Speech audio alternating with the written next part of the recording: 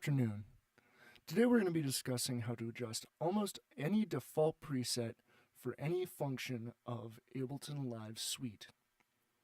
I'm currently using Ableton Live 9, and your contributions will give me an ability to upgrade to 10 so I can cover some new Ableton 10 features.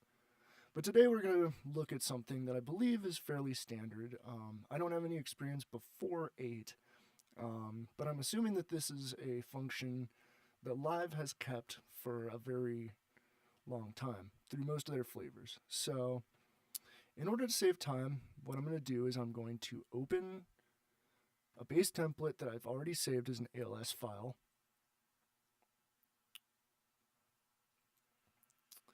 And what we're going to do here is we're going to go to Preferences, File Folder, Save Current Set as Default. It's this top line here. Hit Save. I'm going to exit out. And now when we open a new live set,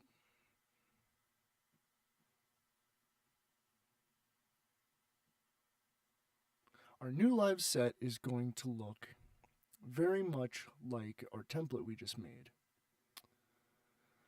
So, what else can we change here? Well, you can save almost anything as a new default preset in Ableton. So, what we're going to do is we are going to open a new instrument in Instrument Rack.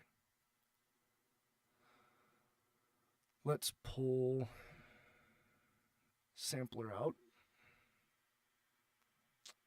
And we don't have any samples loaded, so we're not really going to show much here in particular. But what I'd like to do is turn on the oscillator, set it to amplitude modulation, turn the sustain to 0, and the end release down to, let's say, 75 milliseconds. So what I'm going to do now is go to Save as Default Preset. Let's right click on the top bar there. It'll pull up this window. Hit Save as Default Preset. And now when you open a new sampler, you can see that our modifications have been retained. You can do this with almost any instrument or effect. You can do it to an audio effect. So we'll drop in a utility, set it to -10 dB, save as default preset. We can hit Y or N for yes and no in Ableton. It's got a very old school feel that way, which I really like. It makes one less mouse drag to really confirm something. If you'd like to cancel, you can hit escape. So we're going to delete our utility, drop a new utility, and as you can see, this utility has retained the changes that we've set for ourselves right here. I'm going to hit 0, right click, save as default preset, Y, delete it, and as you can see, it's been returned to its original state.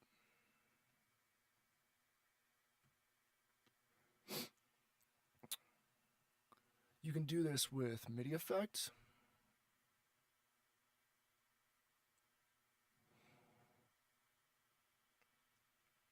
Let's say that I would like to set my lowest output to 64, my highest to 96.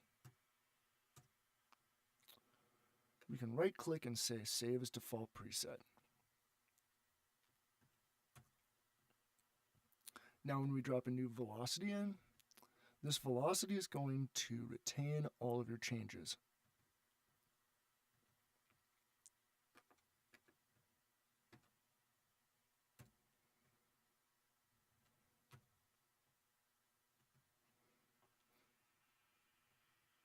As you can see, it's retained its changes once more.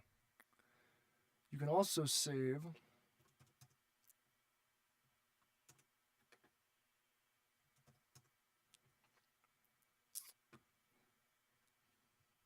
by hitting the little file icon. And we're just going to name it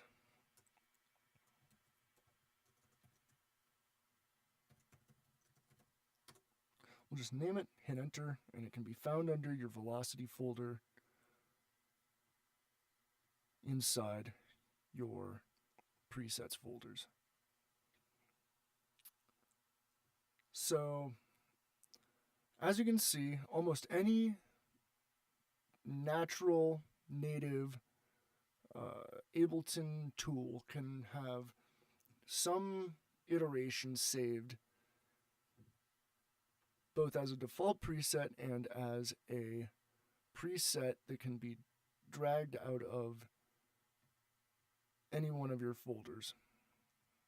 I have a few operator presets.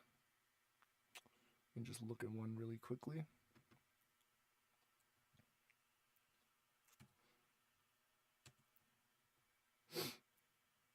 And we're going to take a real close look here, just for giggles.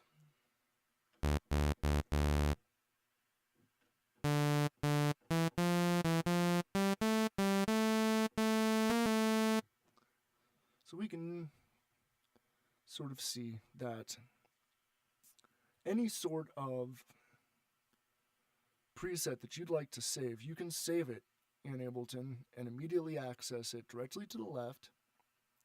Or, once again, you can save it as a default preset. And anytime you drag in a new iteration of your instrument, effect, or template,